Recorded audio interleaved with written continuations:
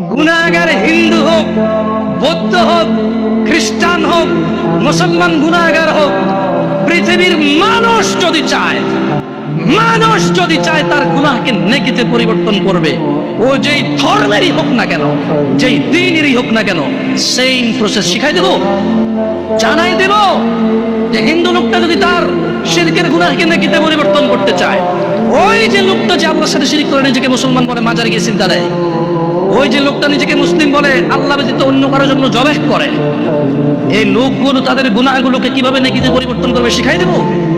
ইল্লা মান তাব, এ হলো মানুষ, এ হলো কি মানুষ, ওর ধর্ম যেটাই হোক।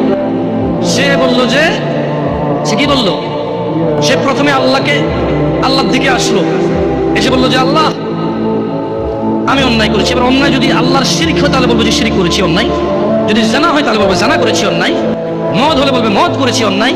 বুঝলেন কথা?